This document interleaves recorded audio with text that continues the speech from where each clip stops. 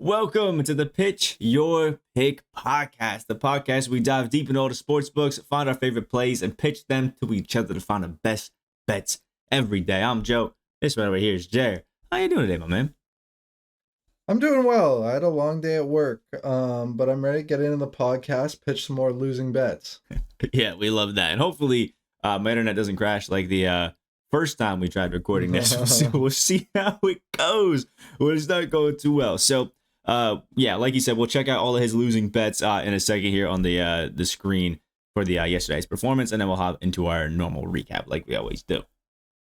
All right, so here's yesterday's performance, and oh my God, did we have an absolute heater for our bets out here. I mean, look at this. Dub. I mean, it's just absolutely crazy. There was only one L in the night by Jerry. You know, the Capitals money line versus the Oilers. It was a plus money pick, so we can't be too mad that it failed. But, you know, I'm a little bit upset that he ruined our absolutely beautiful, perfect 7-0 night. But, you know, it is what it is. It's still 6-1, which is crazy. The best night we've had on a podcast. And I mean, look at this. He had some crazy clutch plays to win this one out.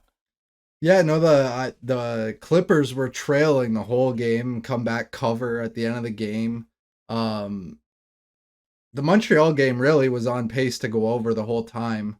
But I also had two player props in that game, which both cashed as well. Cole Caulfield over half a point, and Bo Horvat over 2.5 shots. I gave those out on my Twitter this morning in an article I released. So make sure you're following us on Twitter. Yeah, and let me tell you, I've never been more terrified of an under losing than Luka had me in that first half. Oh my Lord. This guy had like 30 at halftime. Going into the fourth quarter, he needed like 9 more to hit the over or something like that. And then he got teed up. The lead went to a 23. He missed 3 consecutive shots and coach benched him, and that was it. And it was safe. And I was like, thank the Lord. I was so close to that one being an L, but we're all good. Marcus Smart cleared that one easy, and the Nuggets -4 versus the Kings was probably one of the freest bets ever, because once we finished up the podcast, we woke up the next morning, and boom, Sabonis gets suspended, so it instantly shot up to -7 for the Nuggets, which they actually didn't cover, but the -4 we got it at is absolutely beautiful, so we love that. So, yeah, let's hop into the tonight's games, I guess. All right, so we have our wonderful NHL slate of games. Now, obviously, I don't know any information on any of these. Haven't watched a NHL game in my life, so Jared will have to walk us through the massive amount of games we got tonight. Yeah, so there's 13 games in the NHL tonight, and there's a bunch of good ones. I don't think I'll take the time to run through them all because that's a lot of games. But the two games I actually want to talk about are the Minnesota Wild and the Detroit Red Wings. And then the Columbus Blue Jackets at the New York Islanders. A couple other interesting matchups I see are the New York Rangers taking on the St. Louis Blues. The Colorado Avalanche and the Carolina Hurricanes, possible Stanley Cup preview. Tampa Bay Lightning at the Calgary Flames, another possible Stanley Cup preview. There's a bunch of good teams playing tonight, and I'm excited to watch some hockey. Yeah, I mean, just the sheer amount of games is crazy. It's like we had in the NBA last night. So the NBA tonight is horrible because we had 24 teams, I think, playing last night. So we only have 2 matchups. The next was the Sixers, which I have one quick little player prop that we'll talk about in that one. And then the Warriors versus the Nuggets, which can't really check anything on that because the Nuggets game like just ended. But honestly, I don't think this one will be too crazy or something. It's not a game that really interests me, at least. But that Net Sixers could have been an interesting game, but Ben Simmons was supposed to play and then decided that his back soreness was too much. So we don't get to watch Ben Simmons go against Joel Embiid on opposing teams quite yet. But, you know, it is what it is. And then with the NCAA, there's just, yeah, like Jared was saying with the NHL, there are so many good games tonight that I'm just going to kind of scroll through it on ESPN. So anybody that is watching the podcast and not listening can see that. But I can give one quick little prop. Whatever Duke's spread is against Syracuse, immediately take it. I'm a Hughes fan, and Buddy Boeheim, our star player, is suspended for this game on top of missing our starting center as well, which is almost 30 points per game that we are going to be missing just from those two guys, along with rim protection against a team like Duke that we've already got blown out by 30 twice. Whatever it is, it's not going to be enough take Duke. But we do have nice games, Providence, Butler, Texas, TCU, which I'll talk about. There's one other game that I'll be talking about right early in the day, and that's going to be Michigan going against another wonderful team in Indiana. But yeah, just for top 25 matches, see Iowa, Arizona, Kansas. It's just an absolutely crazy set of games. So if you're into college basketball, or maybe are interested in trying to get into college basketball before the tournament starts so you can make some bracket picks, you essentially can watch like 150 of the 300 teams right now. It's going to be wild. So anyway, we can switch it back here. We can start off the wonderful segments where we pitch a lot of wonderful picks, and we always have to have Jared start it because it's just wrong when I do it. Yeah, so tonight the Minnesota Wild are taking on the Detroit Red Wings. And they're set to square off for the second time this season. In the first matchup, the Wild were able to walk away with a 7-4 win. In this game, the Wild were actually able to outshot, but still manage 7 goals on 25 shots. Coming into this matchup, the Minnesota Wild are on a 4-0 run to the over, and the over is hit in 8 of their last 10 games. On the other side, the Red Wings have turned it on offensively, recently covering their total in 7 of their last 10 games. And in 8 of their last 10 games, the total has gone over. Even though Detroit has turned it on offensively recently, they still haven't figured out how to stop anybody. The Red Wings rank 31st in goals allowed and have given up 15 goals in their last 2 games.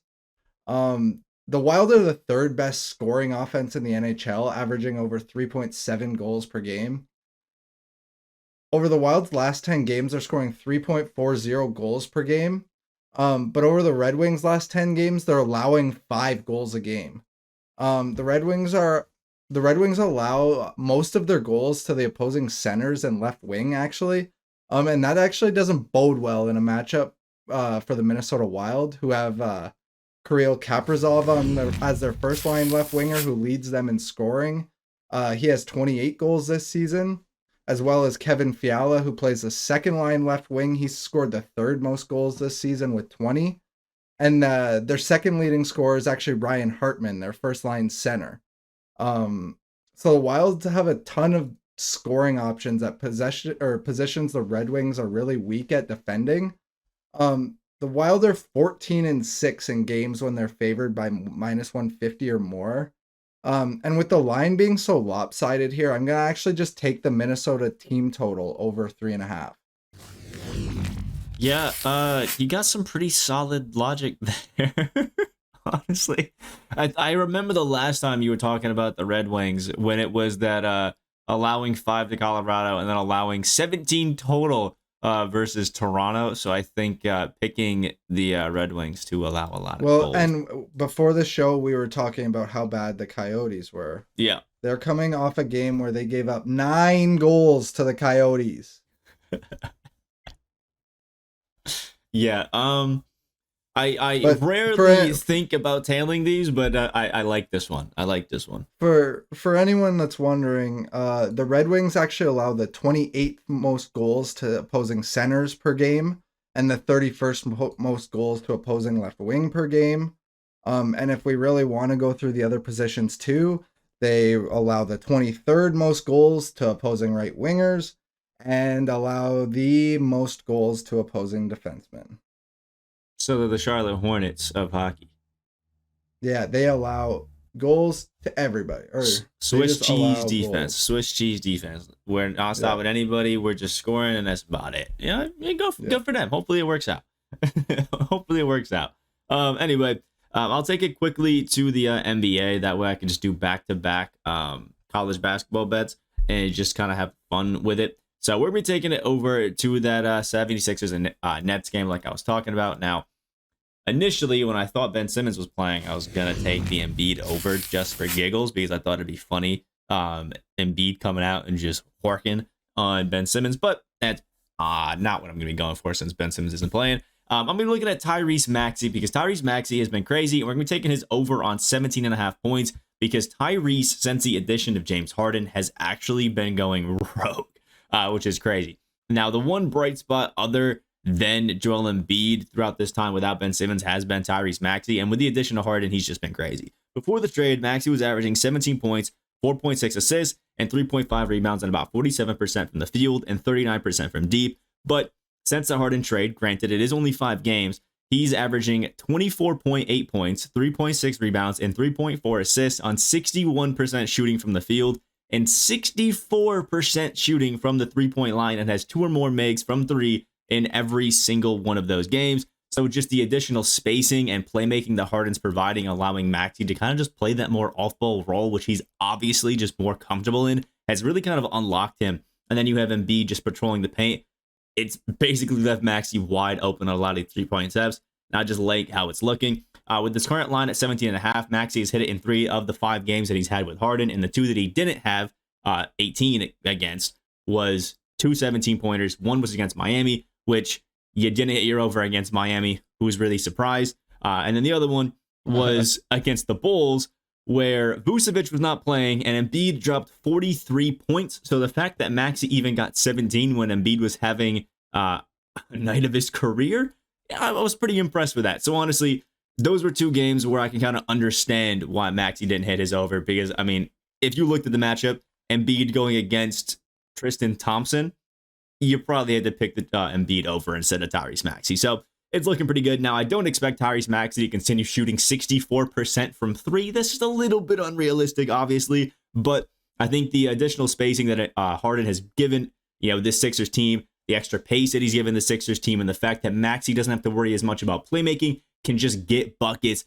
I just like this going against a team in the Brooklyn Nets who allows, I think, the 28th or 29th most points and some of the most points to guards as well. They just have, again, that Swiss cheese defense. Even with KD, they're just not playing defense on anybody. So I'm taking the Tyrese Maxey over 17.5 here against the Nets. I think it's going to be an easy one. I like that.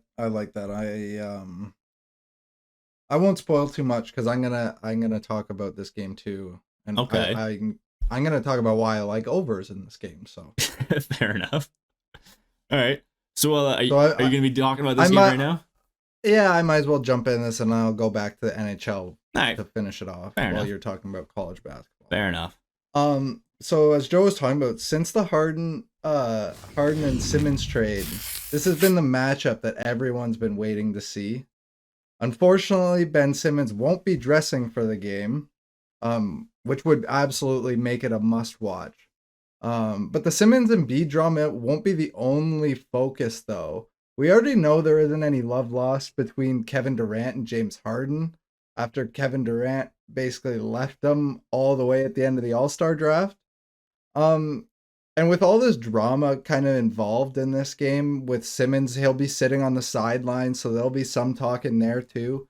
I don't really feel comfortable picking a side in this game, but I find the total interesting. The total set at 22.5. Both of these teams have been playing to the over recently. The Brooklyn Nets are 7-3 to the over in their last 10 games, and the 76ers are 6-4 over that same time span. I find the total interesting because there's a lot of emotion in this game. And typically in a game like this with the emotion, I would lean towards an under. But in a game with Kyrie Irving, Kevin Durant, James Harden, and Joel Embiid, I find it hard to ever lead towards the under. Especially like in this high emotion setting. Like simply put, what all 4 of these guys do best is get a bucket. And I don't think there's a better offensive center in the game than Joel Embiid right now. I don't think there's ever been a better scorer than Kevin Durant. Kyrie's Kyrie. He's one of the most gifted handlers and finishers we've ever seen in the game. And James Harden in Philly is showing that he can still be James Harden. I think when emotions run high for these guys, they become better scorers because that's what they do best. And yeah, they might be trying harder on defense tonight, but good luck shutting any of these guys down. And given the 76ers are a pretty good defense, there's no denying that. With Embiid anchoring that paint, they'll always be a quality defense. But I think they're slightly overrating that in this total. Just for example, the Brooklyn Nets last game with Kyrie Irving and Kevin Durant against what I would consider a top 3 defense in the Boston Celtics. the Nets scored 120 points in a loss, and the total was set at 226 in that game, and the total went over by 20. The 76ers has been unstoppable since the James Harden trade, as Joe was talking about. They've scored 120 points or more in 6 of their last 7 games, and the only team to hold them under that was, guess who? The Miami Heat. I would probably lean towards the 76ers in this one.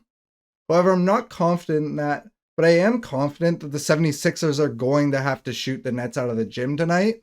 And if the Nets are going to win, it's going to have to work the same way. So I'm going to take the over 222.5 here. That total just seems a little low to me.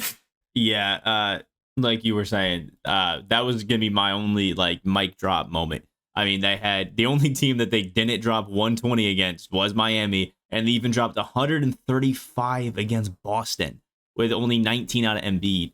Like, or not 135 against Boston. They had 133 against Minnesota. I was checking the wrong team. Yeah. But they just, I don't know. They just been kicking on all cylinders. I think the extra pace that Harden's been bringing has just been nice for this Sixers team.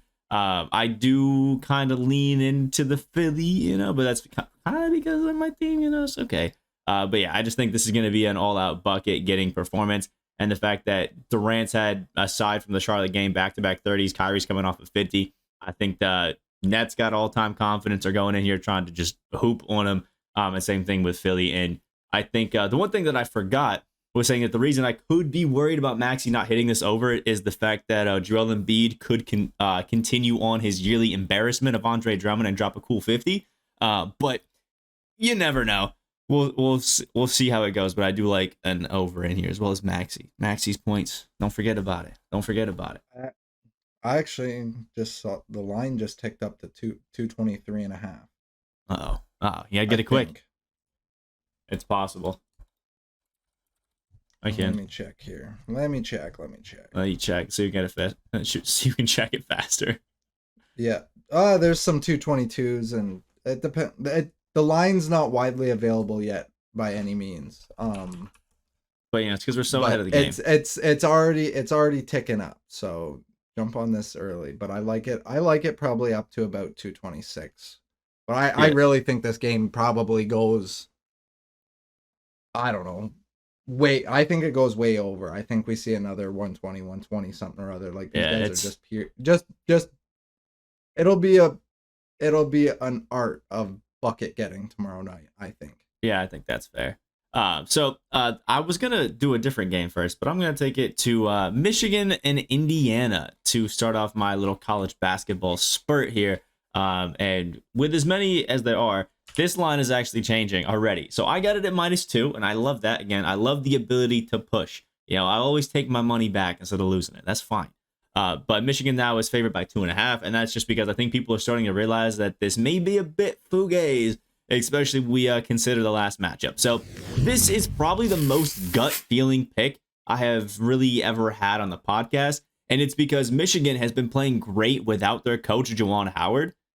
And he's going to be back tonight because it was until the end of the season. And now we're in, the conference tournaments and stuff like that. So I think a Michigan team who has already been playing great without their coach, now getting their coach back, I just think that extra just oomph to push them past an Indiana team who they beat 80-62 on Indiana's home floor earlier in the season just is boding well for them. So Indiana's offense is really anchored around their star, Jackson Davis. But Michigan has a perfect counter to him in Hunter Dickinson, who in the last matchup just completely outclassed him on the offense, on the defensive end, on the rebounding, just really made Jackson Davis just not really look like he belonged on the same court. So I think this is just going to be tough for Indiana, considering they have a lot of pressure on them right now. They need to win this game against Michigan because they're currently at that last 4 out to make the tournament. So they have to beat this Michigan team to even have a chance to get in there. I think with that added pressure, considering Michigan has the 3rd hardest strength of schedule out of any team, I just think Michigan is more built for the moment against this Indiana team. And again, with that coach coming back,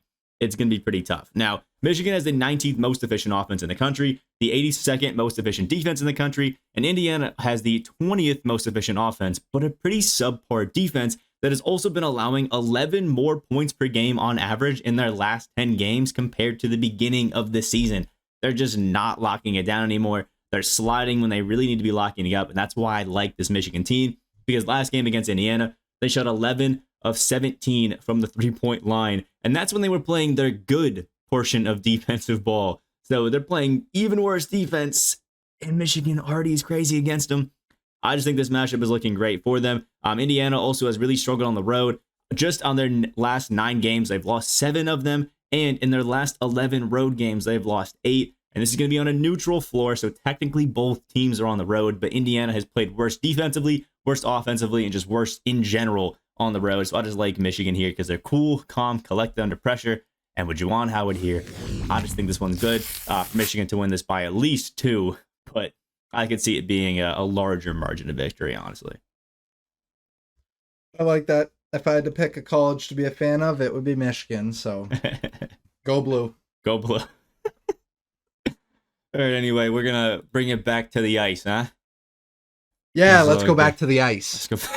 I like the ice. And I love this pick, actually. Okay. We're excited. I put this one together right before the podcast while you were doing your little thing. I was tippity typing in. But tonight the Columbus Blue Jackets are on the road at the New York Islanders. The total in this game is actually set at 5.5, and I find that very, very interesting. So far this year, the Blues have been the most profitable team to the over, but the Islanders have been the 6th least profitable team to the over.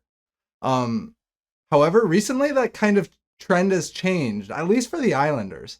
Over the Islanders' last 10 games, they're 7-3 to the over. Over that same time span, it's been more of the same for the Blue Jackets. They are 8-1-1 to the over, and most of those games have totals set at 6.5 or higher. Over the last 10 games, the Blue Jackets have been scoring 4.1 goals per game, but are also allowing 3.6. And as for the Islanders, they've been scoring more recently, and they've been scoring 3.20 goals per game, but also allowing 2.80. Both those goal differentials for these teams add up to be over 5.5 on both sides. The Blue Jackets play a wild style of hockey, where both teams are flying up and down the ice, creating all kinds of scoring chances. And they give up just as many or more, or who even knows who's getting scoring chances, because they're always happening in these games. The Blue Jackets play opens it up for like an insane amount of high danger chances for both teams. And it really doesn't matter who they're playing. It is rare to get a chance to bet on the Blue Jackets on this total. And I think the way they play, the books just really haven't seen it before, and they haven't been able to throw up totals high enough to like even think about a game going under. 5.5 is half a goal off the smallest total of 5 you'll see in the NHL. I think this is a no-brainer overplay here. Okay, fair enough. I'll give. I mean, they haven't had under that total in their last 4 games. Simple. And the I don't think the Blue Jackets have had a total lower than 6 in their last 10. Yeah, they don't have a total less than 6, and actually they had a 6 against Boston. And that game had 9 goals. Yeah, and the last game they had a total of 7 versus Toronto. It had 9 goals. Yeah, you know what? I like it. Usually, it's a bit difficult to sway me. I say, yeah, I like it. That's cool. But I'm not gonna lie. I think these two may be some of the better bets you've pitched on the podcast. I got to give it to you. I'll give you your flowers while you drink your Sprite. Finally. You know what that means? That means they're probably going to be L's. They're all L's, so it don't matter. Speaking of, I'm cashing bets as we're talking, but go ahead. Yeah, did that end up working out for you? Clippers cash. Clippers with a backdoor cash. We're still waiting on the other game. Yeah, the game is it's at 6. You're close. But it's at least a push. So. And we love it. All right. I'll take it to the last pick of the podcast here, I think, right? Or do you have one more? Am I tripping? You have one more. No, I just threw out my third. Okay, we're good then. I got the last one. We're good. And I'll be taking another college basketball game. I'm a fan of the early games today. So that last one, Indiana, Michigan, is 11:30 Eastern. So I might even be able to get the TikToks out by the time that game starts. We'll see, though. The next big game we're going to be talking about is TCU versus Texas. Now, this is a tough one because neither team is notoriously great for their spread, aside from TCU recently. But I'm going to be taking Texas at -6 here, although it is kind of changing to -5.5. So luckily, I haven't actually made the bet. So I'll be taking them at -5.5 since it's available. Now, with Texas and TCU, these teams kind of mirror each other, which is a bit weird. Now, neither team is particularly amazing at offense, but TCU is the worst offense. But both these teams are crazy good defensively. Texas had the 13th hardest strength of schedule in the country, but despite this, they have the 12th best defensive team in the country. It's crazy. And they hold teams to the 9th lowest points per game in the country. But I actually think that's changed after some new stats were getting updated for these tournaments. I have it at 59.9 points, but they're actually allowing 59.5 points. So they've actually been locking it up even better recently. So go Texas. And that's mainly because Chris Beard is probably one of the best just defensive coach minds I have ever seen. This guy just knows what he's doing when he's coaching these players. Now, Texas also an amazing three-point shooting defense. They only allow opponents to shoot 31%, and TCU is only shooting 29.9% on the season. So they're just not good from beyond the arc. And on top of that, Texas holds teams to under 42% from the field. So even when TCU is going to go inside, they're really not going to have too much of an opportunity. Texas has also taken the previous two matchups against TCU. They won 73-50 at TCU and won 75-66 at home. So the fact that they've won both of these games by 9 and by 23, it's looking like the -6 or -5.5, whatever you can get it at, is pretty damn decent for these teams. Now, obviously, the fact that both these teams really aren't great offensively, and come playoff time, I guess we'll say defense is obviously where you want to go with. I do think an under on this can also be a great bet because neither of these teams are crazy. I mean, the leading scorer for TCU shoots 38% from the field and 29% from three. But I'm going to go with a team in Texas who has just had a harder amount of teams that they've had to go against, who have taken both matchups by above what this spread is right now. And I just think where TCU has been kind of iffy all season, Texas has just been pretty consistent despite crazy good teams. I just think it's going to be okay for TCU as long as they can keep holding that number one shooter to only 38% from the field. Just a nice, simple, easy bet. Although, again, I do quite like the under here. Yeah, I like what you just said there. I don't know anything about the teams, but you pitched me on the pitch, I guess you would say. Yeah, I mean, it's just like, you've said it yourself, the come playoff time, whenever there's defense, unders are beautiful. And we got two teams who are crazy good defensive teams. But I just like Texas in this matchup because TCU is the worst offense. It's just, I don't know, it's interesting. They both have lost their last two games, but Texas' last two games were against Baylor and Kansas, two of the top 5 teams in the country. So are they really that bad of L's considering it was a 3-point loss in OT? I don't think so. So I'm gonna take Texas to beat this one. Nice and easy, especially in the tournament setting. The better defensive teams usually are the ones that can come out just a little bit. So we'll go with that one. Anyway, we'll get these. Your boys got to get studying to pick the winning bracket. Yeah. We gotta go through the Ken Palm and get ready. I guess we'll do this as a special little announcement. We'll be doing a surprise podcast sometime soon on the March Madness tournament. We're gonna be going through the brackets ourselves and just having some fun, which I'm actually pretty excited about because we'll do it on bracket day, bracket release day. Yeah, we could do it Sunday night, like right as they announce where everybody is. Won't give you enough time to study though.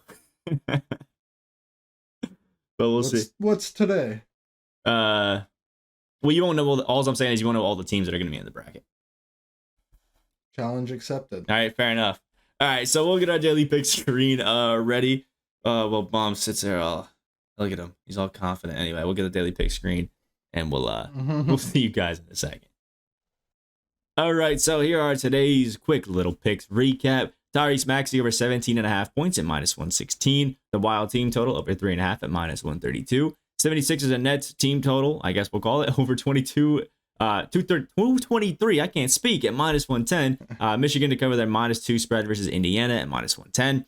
Texas to cover their -6 spread versus TCU at -110. And the Blue Jackets versus the Islanders total over 5.5 at -120. Now, there's a few spreads that have changed. Actually, all three spreads that we've talked about, or all three of those last three that I talked about, Michigan's now at -2.5. Texas is, I think, at -5.5. It's kind of changing. And the Blue Jackets Islanders total is already up to over 6.